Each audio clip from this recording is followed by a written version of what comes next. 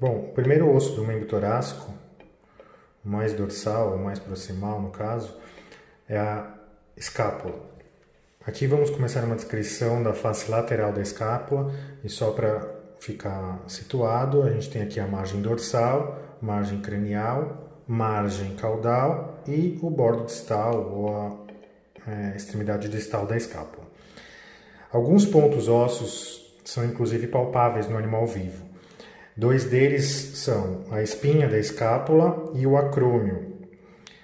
Ainda palpável, já na articulação do ombro, a gente tem uma estrutura importante, uma projeção importante, que é o tubérculo supraglenoide, que é esse aqui que eu estou delimitando. Então vamos começar a descrição a partir disso. Então o ideal seria palpar a espinha, o acrômio e o tubérculo, e uma descrição de protuberâncias ou particularidades ósseas que acabam fazendo referência a alguma inserção ligamentar ou muscular, ou mesmo de origem desses músculos. A própria espinha da escápula, pelo nome, ela define duas fossas, uma cranial e outra caudal a ela. Como é referente à espinha, essas fossas são chamadas de fossa supraespinhal e fossa infraespinhal. Elas servem de leito para os músculos com o mesmo nome, né? Músculo supraespinhal e músculo infraespinhal. O infraespinhal ele segue com o seu tendão nessa posição da minha pinça e o supraespinhal nessa posição da minha pinça. A porção acromial da espinha, que é essa projeção aqui, ela delimita, no caso ela divide o músculo deltoide em duas porções, a porção escapular, que fica dorsal a ela, e a porção acromial, que fica distal a ela, essa projeção. Então, mais um músculo, né? Então, supraespinhal, infraespinhal e deltoide, cobrindo aqui, se inserindo e depois partindo na segunda porção do próprio acrômio. O tubérculo supraglenoide, ele tem esse nome porque ele fica numa posição real, né? De inclinação da escápula, ele fica supra, tá? Acima da cavidade glenoide, que é a cavidade articular do ombro, que recebe a cabeça do húmero para compor a articulação escápulo-humeral, que é a articulação do húmero.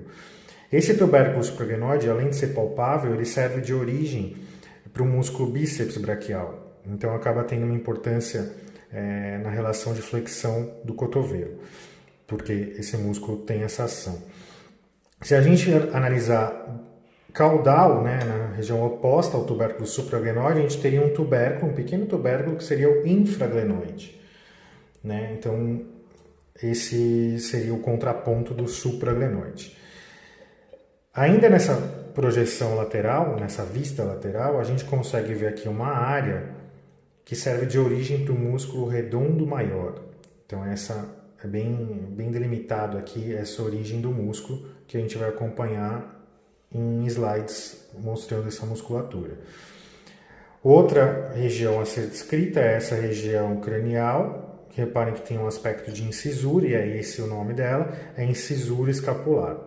Já esse estreitamento distal, que é bem evidente, né? Ela começa larga e depois estreita, esse estreitamento é o conhecido colo da escápula, que é inclusive um dos pontos de fratura, dos pontos críticos de fratura da escápula.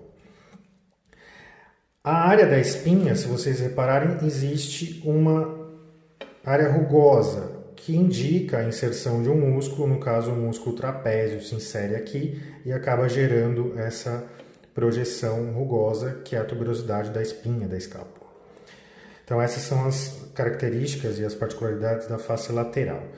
Se a gente inverter a escápula e observar a face medial, a gente consegue, já de forma evidente, notar uma depressão, que acaba preenchendo toda a superfície medial, e essa depressão é chamada de fossa subescapular.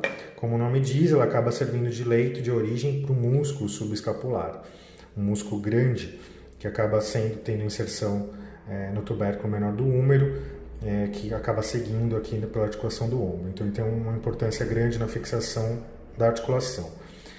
Essa fossa subescapular ela é delimitada por duas áreas, né?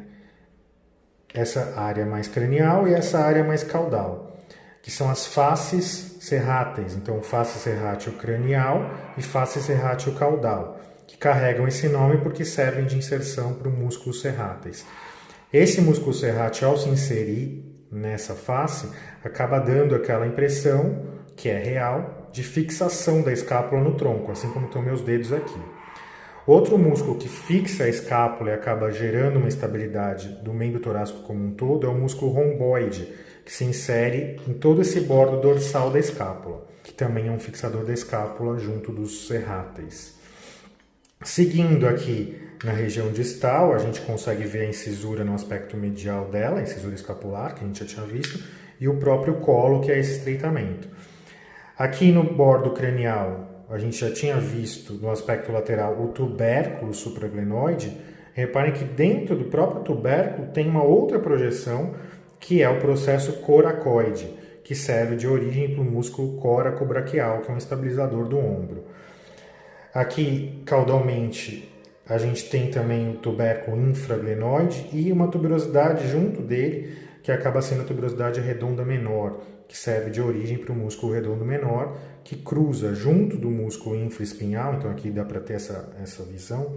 Então, infraespinhal passando aqui, o redondo menor originando aqui e partindo em direção, cruzando aqui, como estão meus dedos ou como está a pinça, cruzando e se inserindo junto à tuberosidade deltoide do húmero, um pouco abaixo dela, para cruzar a articulação do ombro. Então, para acessos cirúrgicos que dependam de o acesso ser interno, ser intraarticular, esse acesso cirúrgico depende também da incisão desses músculos infraespinhal e redondo menor, que seria a tenorrafia depois secundária a essa incisão.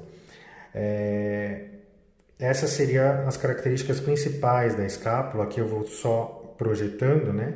Então, face lateral, aqui face cranial, é esse aspecto. Reparem bem a região da incisura e como existe também a projeção do acrômio. Aqui depois a gente vai ver um nervo importante que passa aqui, que é o supraescapular. E quando a gente inverte, a gente tem a face medial. E depois, rodando, a gente tem a face caudal, onde fica bem característico a origem do músculo redondo maior. O próprio músculo tríceps braquial se aproveita dessa área caudal. Então, redondo maior, e aqui toda a área do tríceps braquial de origem. Não tem uma nomenclatura própria para essa região, mas é o bordo caudal da escápula. Então, o músculo tríceps se insere aqui, como a gente vai descrever à frente. Só concluindo as inserções e origens, então, infraespinhal, o músculo fica alojado aqui, supraespinhal, o músculo alojado aqui, deltoide cobre o supraespinhal e, partindo do acrômio, forma a porção acromial dele. Então, a porção escapular fica acima, a porção acromial fica abaixo. O tubérculo supraglenoide tem a origem do músculo bíceps braquial. Logo, aqui invertendo, ainda no tubérculo supraglenoide, a gente tem a origem do músculo coracobraquial. Aqui, caudalmente, a cavidade glenoide, a origem do músculo redondo menor.